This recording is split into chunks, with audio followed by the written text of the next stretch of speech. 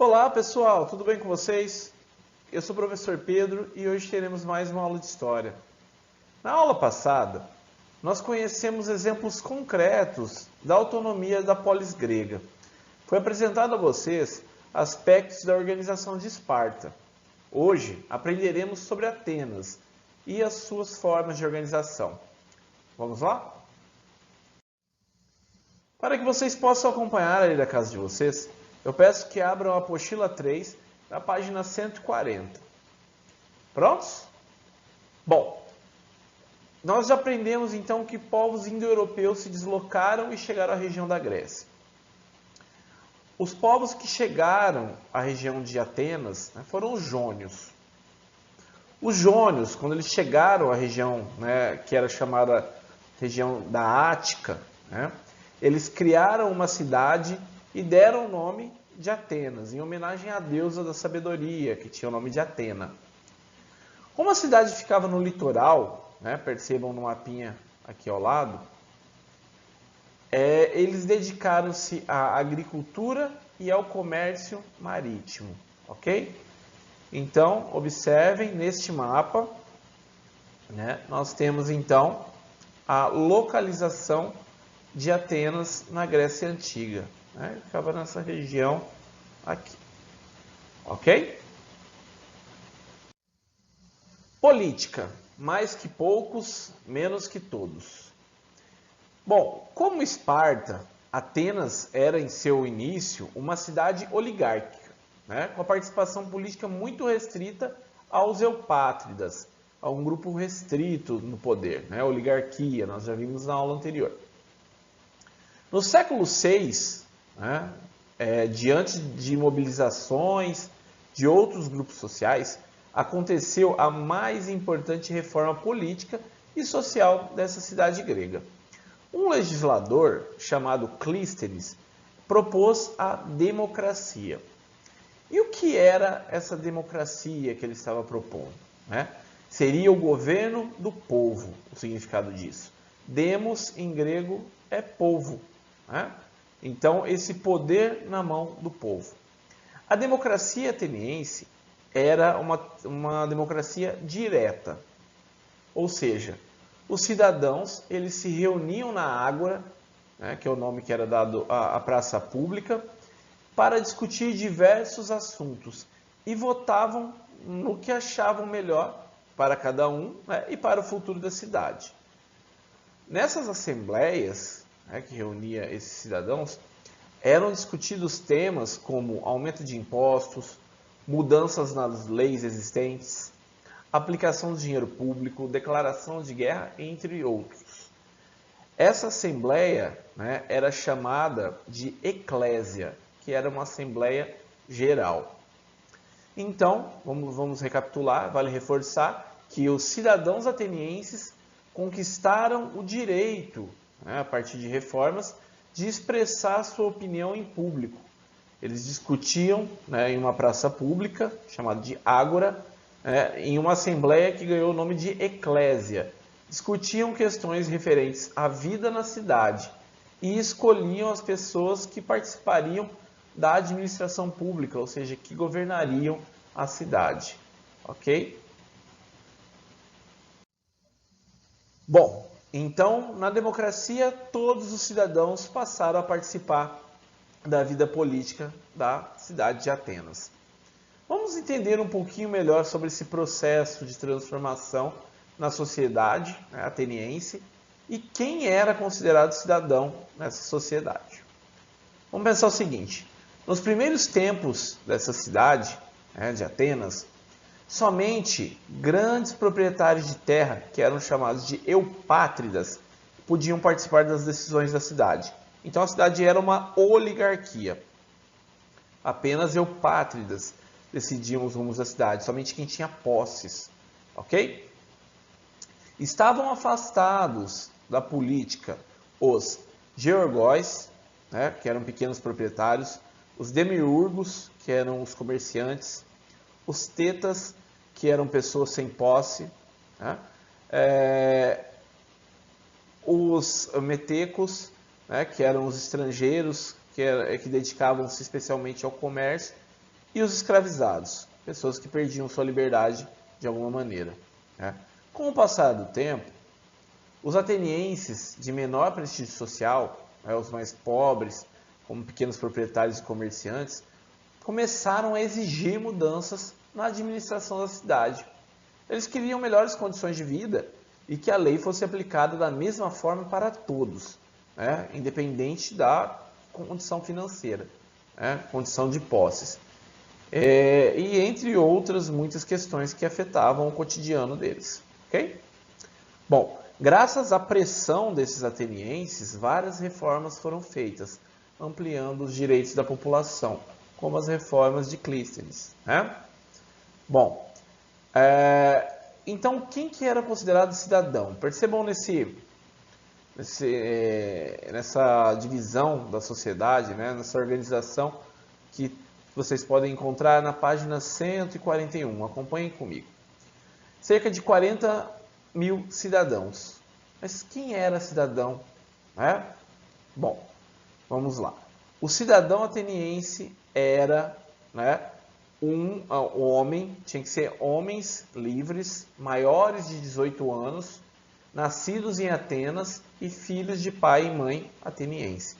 Podia ser pobre ou rico, mas tinha esses pré-requisitos. Tá? Estrangeiros, também chamados de metecos, eram pessoas livres, não nascidos em Atenas ou descendentes de outros estrangeiros. Percebam que estão no degrau abaixo, não são considerados cidadãos, bem com as reformas. Então, continuavam se dedicando a ocupações variadas, como agricultura, comércio, artesanato. Degrau de baixo temos cerca de 80 mil mulheres e crianças. Aqui entram as mulheres menores de 18 anos. As mulheres não eram consideradas cidadãos. Elas não eram consideradas cidadãs, no caso. Nascidas ou não em Atenas, não eram consideradas. Elas eram associadas ao espaço do lar. Já os menores de 18 anos podiam se tornar cidadãos ao alcançar a maioridade, desde que descendessem, fossem filhos de atenienses. E por último, aqui no último degrau, temos cerca de 200 mil escravizados, que podia ser por duas maneiras. Estrangeiros capturados em guerras e os descendentes desses estrangeiros, ou atenienses que não pagavam suas dívidas e se tornavam posse de seu credor. Vale destacar que no século VI a.C., essa forma de escravização por dívida foi proibida. Ok? Mas percebam, quantas pessoas ficaram excluídas da cidadania.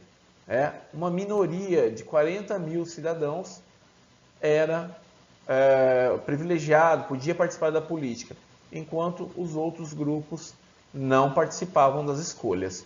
Ok? Então, quando eles definiram esse conceito de democracia, essa participação do povo, participação de todos os cidadãos, nem toda a população era considerada cidadão.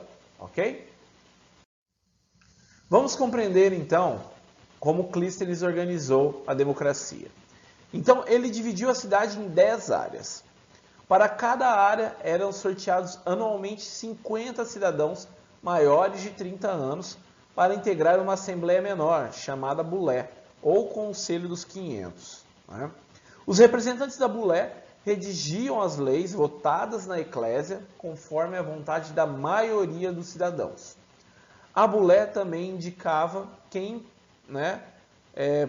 colocaria em prática as suas decisões e quem julgaria os criminosos, aplicaria então a justiça. Os atenienses acreditavam que a participação política era tão importante quanto a sua profissão e sua vida particular. Eles tinham orgulho de decidir e participar da administração de sua cidade, sendo pobre ou rico. Ok? Então, aqui ao lado eu trago para vocês uma forma de organização da democracia ateniense. Ok? Bom, educação para a cultura.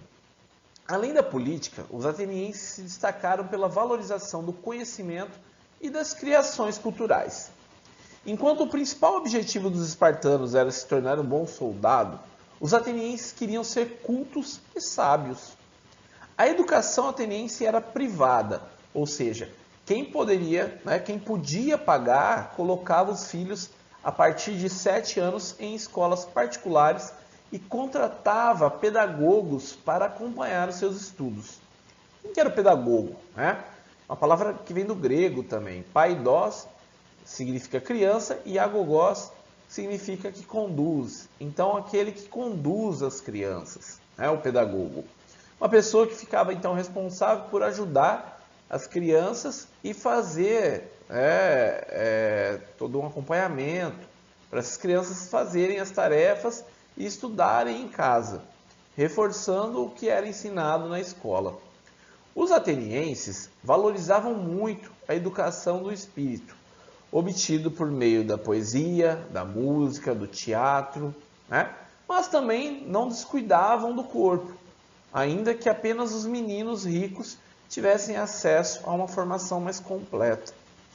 Ao contrário do que ocorria em Esparta, em Atenas só se convocava o exército em caso de guerra. Então, os cidadãos atenienses faziam uma preparação militar muito mais breve, que ocorria entre os 18 e 20 anos de idade. Nessa imagem aqui ao lado, vocês podem ver uma representação de pedagogos ensinando jovens gregos, ensinando a escrita, a leitura e a música, que fazia parte dessa formação do ateniense. Tá, mas e as mulheres em Atenas? Nós vimos como era em Esparta, mas diferentemente de Esparta, onde as mulheres ocupavam espaços públicos, em Atenas elas tinham uma atuação muito mais restrita. Quando meninas, elas não recebiam nenhum tipo de ensino, quando crianças. Elas eram preparadas para ficar em casa, fazendo serviços domésticos, cuidando dos escravizados, zelando pelos filhos, tecendo, fiando e participando de festivais religiosos.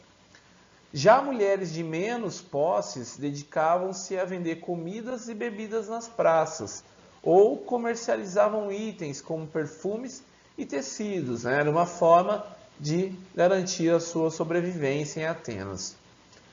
Uma das responsabilidades das mulheres atenienses era a preparação de lã e a tecelagem de tecidos.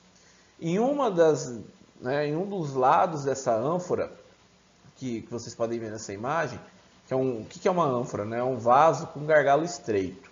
Ok? Nesse caso, é uma ânfora grega de azeite do século 6 a.C. Então, nós temos uma pintura que representa duas mulheres trabalhando em um tear vertical, que é a imagem à esquerda. No outro lado, a imagem à direita, da outra ânfora, nós temos uma representação de 4 mulheres, 2 delas enrolando fios de lã e outras 2 dobrando o tecido já acabado. Então é bastante diferente a relação das mulheres na sociedade espartana e em Atenas. Bom, pessoal, Atenas viveu o seu auge no século V, o século de Péricles, que foi um estratego da cidade, que era o chefe do exército. Só que nesse período ficou conhecido como período clássico. Esses estrategos, além de organizar a defesa da cidade, tinham funções administrativas, trabalhavam com planejamento de obras públicas e outras funções. A contratação de arquitetos e escultores transformou a cidade de Atenas. Mercados, templos, praças, tribunais, teatros e ginásios foram construídos nesse período clássico. Uma das obras de maior destaque pode ser visitada até os dias de hoje. É o Pártenon, que é um templo dedicado à deusa Atena, que era considerada a protetora da cidade. Vestígios dessa antiga cidade de Atenas, antiga Atenas, existem até os dias atuais na capital da Grécia. Como vocês podem ver nessa imagem ao fundo, o panorama da cidade revela ao centro as ruínas do Pártenon. Ok? É uma foto ao fundo que é de 2019, com essas ruínas da civilização grega. Na página 45 vocês vão encontrar gregos contra gregos. Além de Esparta e Atenas, havia na Grécia uma centena de outras cidades-estado. Algumas eram mais parecidas com Esparta, né, que eram oligárquicas e agrárias. Outras eram mais parecidas com Atenas, que eram democráticas e tratavam mais do comércio. Com o passar do tempo, essas duas polis adquiriram supremacia sobre as demais, né, e acabaram se enfrentando numa guerra pelo controle do mundo grego, pela hegemonia, para mostrar quem era mais poderoso. Essa guerra ficou conhecida como Guerra do Peloponeso, que ocorreu entre os anos 431 a.C. e 404 a.C. Essa guerra foi vencida pelos espartanos e pelas cidades aliadas. Embora tenha saído vitoriosa, né, a cidade de Esparta, todos os gregos perderam com essa guerra. A divisão das cidades com a Guerra do Peloponeso enfraqueceu toda a Grécia e permitiu que os macedônicos, um povo que vivia ao norte da Península Balcânica, invadissem a região e submetessem os gregos ao seu domínio em 338 a.C. Liderados por Alexandre Magno, também conhecido como Alexandre o Grande, os macedônicos conquistaram um grande império. Embora tenham dominado a Grécia, os macedônicos logo se tornaram admiradores da cultura grega, preservando, né, essa cultura e divulgando em outras áreas do seu império, espalhando essa cultura por todo o seu império. A cultura grega, conhecida como helênica, disseminada pelo Império Macedônico, que uniu então tradições orientais, tornou conhecida essa cultura como cultura helenística, que mistura elementos orientais com helênicos, dos gregos. Vale lembrar, pessoal, que décadas antes da disputa da região do Peloponeso, entre os anos de 490 a.C. e 480 a.C., os gregos conseguiram vencer as guerras médicas e detiveram então os persas, ok? Porque as cidades-estados estavam unidas nessas guerras, né? A Batalha das Termópilas, abordada no filme 300, que eu já comentei na aula anterior, fez parte dessas guerras, que foram gregos contra persas.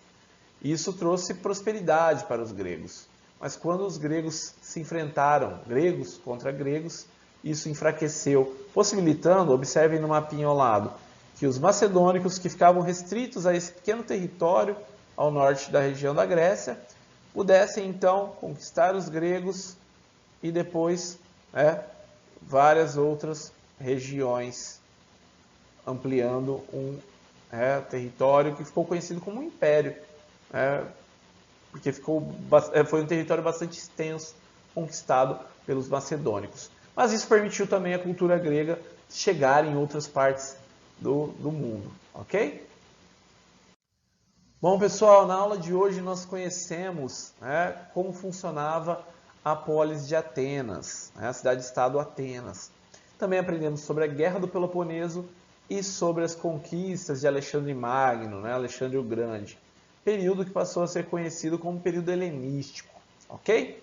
Bom, espero que tenham gostado da aula. Acima está meu contato caso tenham dúvidas. Bons estudos, pessoal! E agora eu gostaria de chamar a atenção, me despedir de vocês. Hoje foi nossa última aula do ano e eu gostaria de agradecer bastante. Não foi um ano fácil, não foi esperado, não foi para isso que nos planejamos no começo do ano. Nós gostaríamos de estar com vocês na sala de aula, mas foi uma situação atípica e precisamos agir com distanciamento. Esperamos mesmo que logo, logo tudo retorne à normalidade. Desde já tenho aqui que agradecer vocês e desejar um excelente final de ano, boas festas para vocês e para toda a família, ok? Muito obrigado e até mais.